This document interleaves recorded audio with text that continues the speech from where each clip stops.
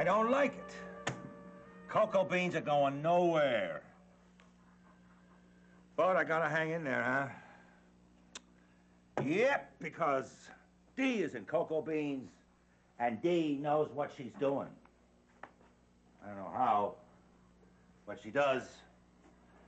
You can't argue with her kind of success. Guess I should have learned my lesson, huh? I shouldn't have convinced her of getting out of potatoes when she wanted to. But that's water over the dam. This is commodities. Gotta be willing to take a few risks, right? Willing to take a few losses before things start going your way. Even Dee took a few losses at the beginning. She's worth, what, maybe 20 times what she was when she started with? And she lost on them potatoes, too. More than me, if you count in actual cash. But then again, she's got more to fall back on. And what am I doing? Tea. Cocoa. Cocoa!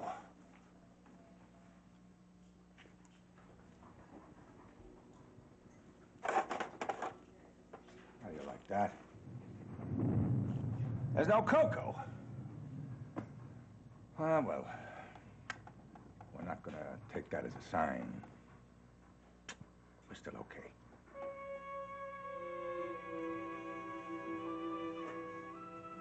I don't get it. I hate it. Cocoa beans down? They're not down, but they're not up. They're not anything. They're holding. You know, it's just like potatoes before they took the plunge. Only that was because I listened to Johnny.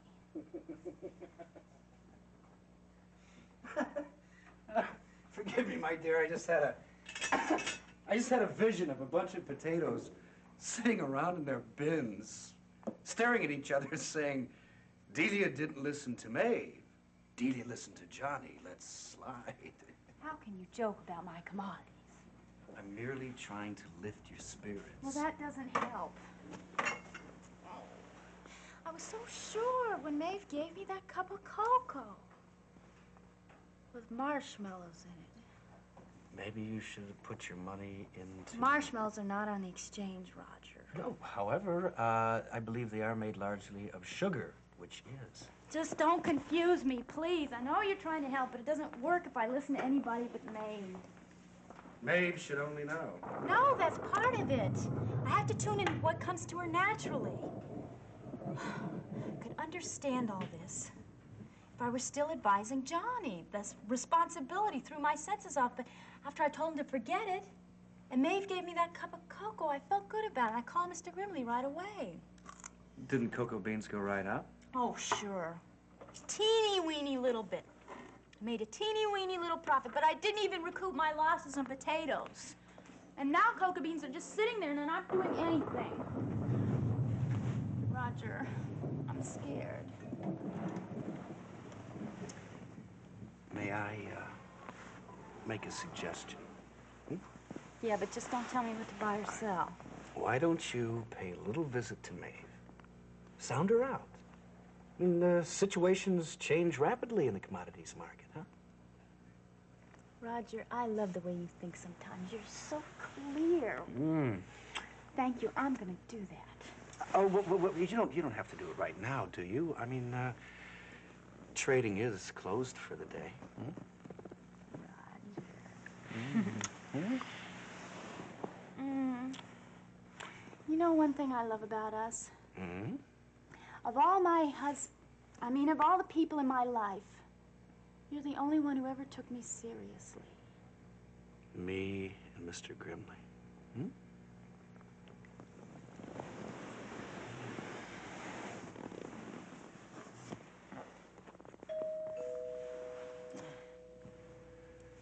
Who's that?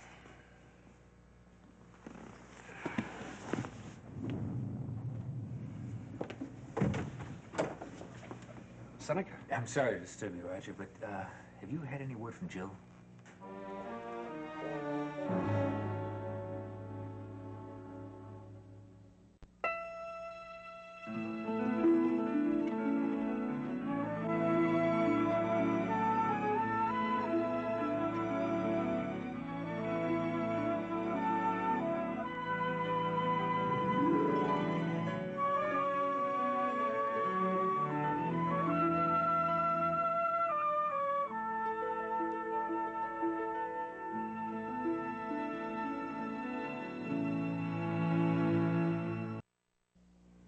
Jill isn't at your place?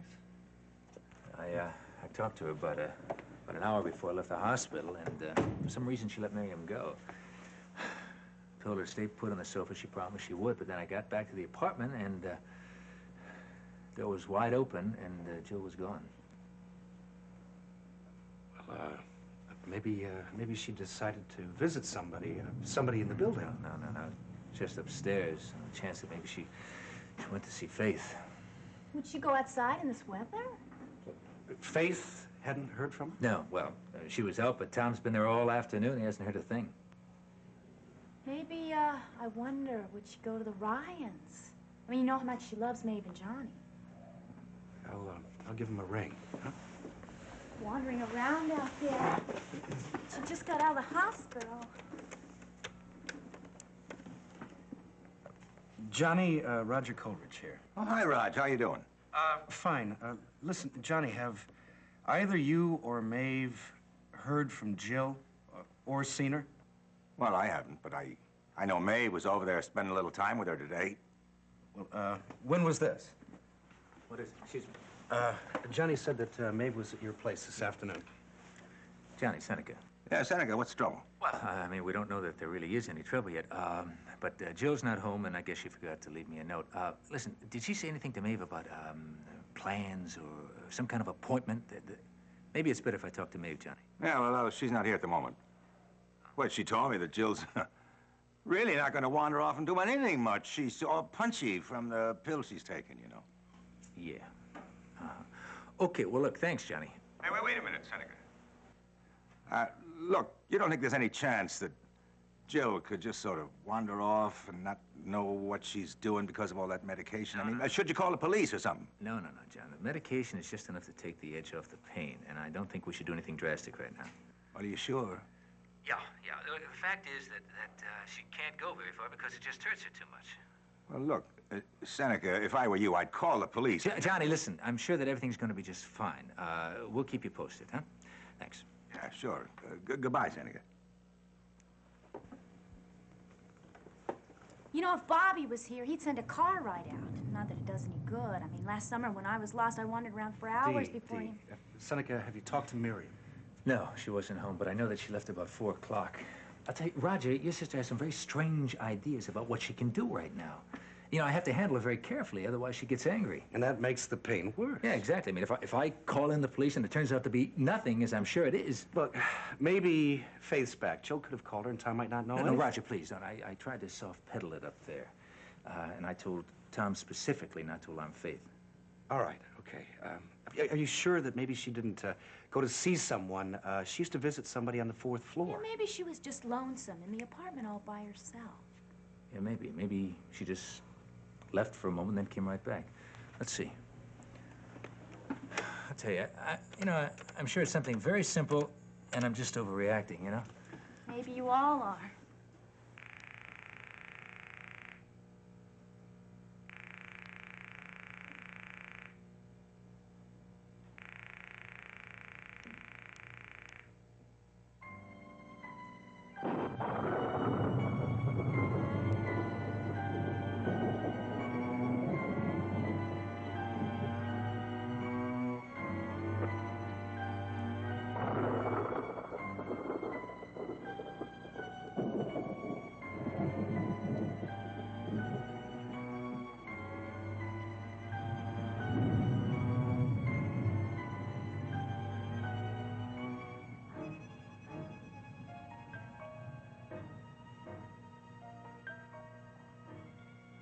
Edmund?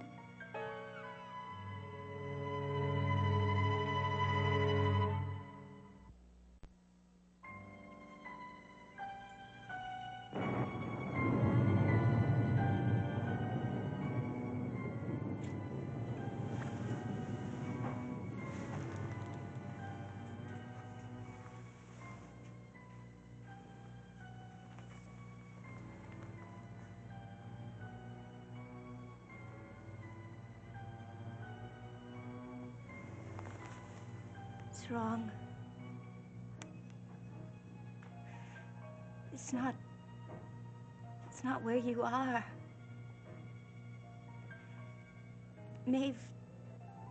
Maeve told me that you were in heaven. I believe that.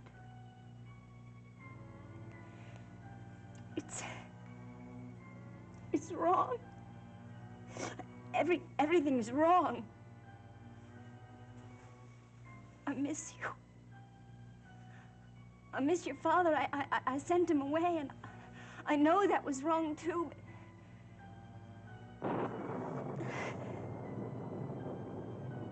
but I don't remember anything. I can't remember anything anymore.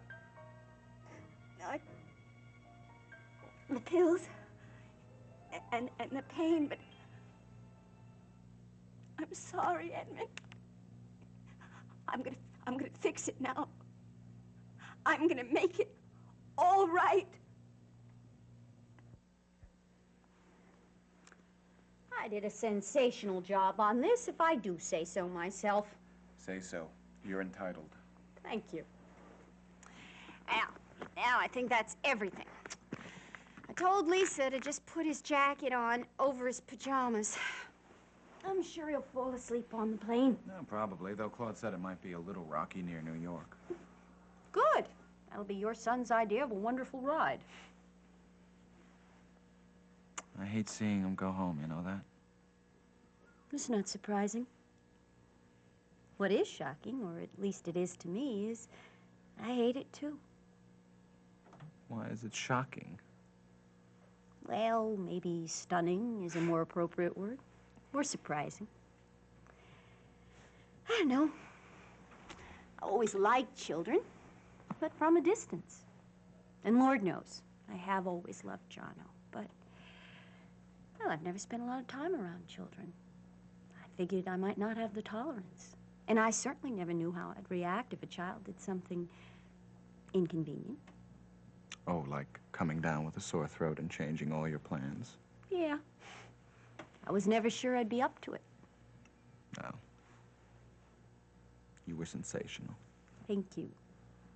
It was fun, you know? Sore throat and all. And that morning when his fever went up and I had to wait for Dr. Goldman, and he told me to do the cool bath, I did it.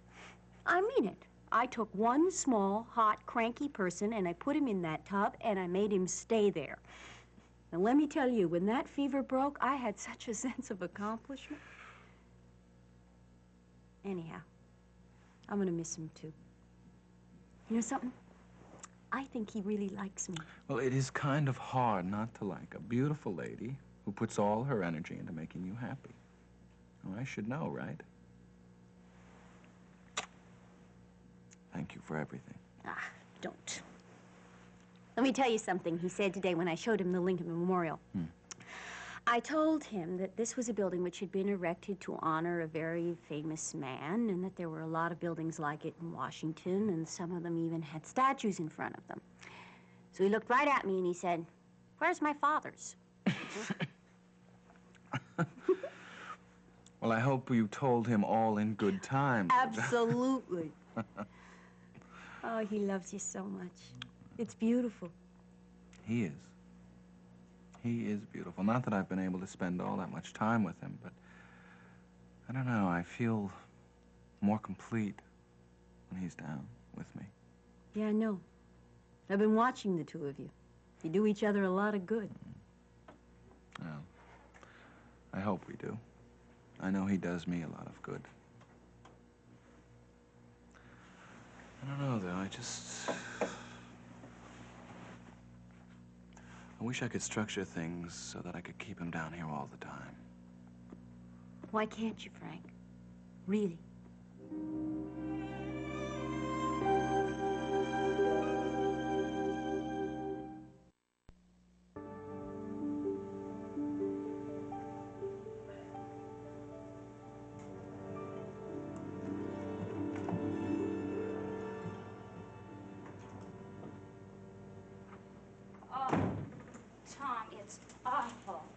What happened?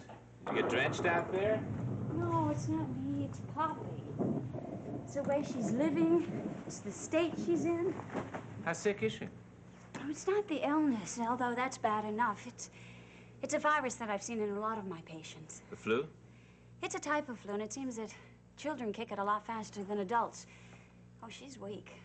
I really hated leaving her alone. Alone and sick in that awful room. Oh, Tom, it's like a wretched little cell. It's tiny, tiny. All that's there is a bed, a chest, a chair. Practically no lights. And if there was ever heat, I know it was turned off in March. It's a fourth-floor walk-up. When she has no phone, she's got to go down 3 flights to a landing, which is frightening. Back up. I'm surprised she called us. Although you knew she would. But why? Poppy's a professional. She must have an adequate salary. And I think she's using the money to pay off a loan, which financed her training. And until that's clear, she's not spending a penny on herself unless it's absolutely necessary. And I don't think she's even doing that. You know, it doesn't surprise me. She's a girl with a great sense of obligation. Now, my guess is that the people at that orphanage made it very clear to those kids how lucky they were to have their help. Oh, what a horrible way to grow up. You've never had first-hand experience with poverty, have you, Faith? I wanted to admit her to the hospital because I know this can turn to pneumonia in a flash. She refused. I think she was afraid it was going to cost money. Well, she's lucky she knows you. Oh, I didn't do much. I didn't want to leave her there alone, but she didn't want me there. I think she was embarrassed. Faith, do you think, well, is there any possibility that Yes. I was thinking about it on my way home, but I didn't want to do anything until I discussed it with you. Poppy should come here and stay until she feels better. We've got plenty of room, and I'm here so I can keep an eye on her. Would you mind? Now, you know there's no need to ask me. It's your house, remember? You are my husband. Well, that's a bit of a technicality. Come on, stop. We still have enough going that we can read each other's minds. I mean, it just happened, right? Plus the fact it's your privacy, too. And having someone else around Faith, all the time. I have no particular need for privacy. Either Poppy or the housekeeper is here as it is. Do you think that she'll accept? She's not going to have a choice. I'm going to get her now. I'm going to bring her home, put her in a nice warm bed, and pour hot soup down her. That's a good idea. Faith, you know, you're a remarkable person. I won't be long.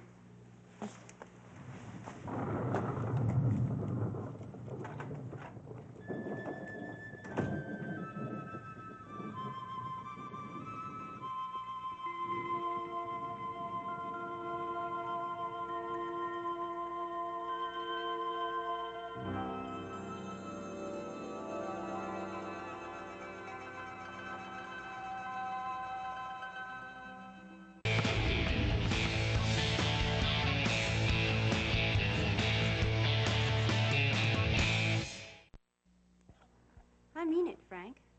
I can't see any reason on earth why a court wouldn't award you at least partial custody of little John.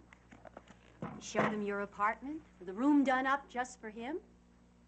Present them with an award-winning nanny to take care of him when he gets out of school. We'll find a kindergarten, something progressive, but not too far out. And most important of all, you show them one beautiful father who wants to share his life with his son. And if it should happen to be mentioned that he happens to be a United States Senator from New York, that couldn't hurt. It could work against me just as easily, right? Why? Come on. All right. You're very busy and you have lots of responsibilities. So do a lot of parents. But you're a family man. Anyone who knows your background knows that, and any judge will see it. It's a matter of attitude. It's so clear. Is it? It wasn't so clear to me for a while now, was it? You had to get elected. Oh, and I did. But it's only a small part of what I planned for my life. But you're right. Basically, I am a domestic animal. Oh, I think we all are. The people who never had that kind of security spend the rest of their lives searching for it, even if they can't admit it. And those who did have it always want it back. I know I do.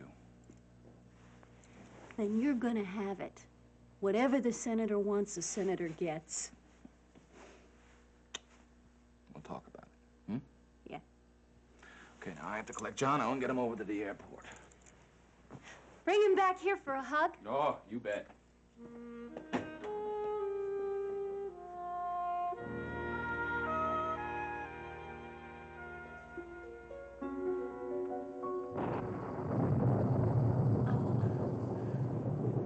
want Maeve. Maeve? I know that should help me. I'll tell her that I was afraid because of the pain, and I know that she'll understand me. She'll help me.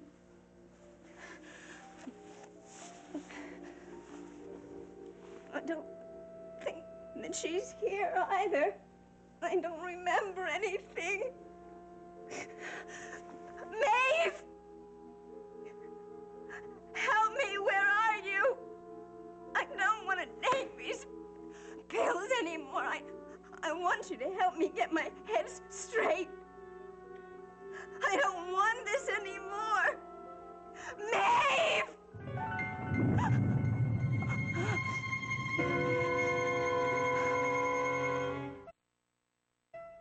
Every weekend, girls just want to have fun. It's Gilmore Girls on SoapNet.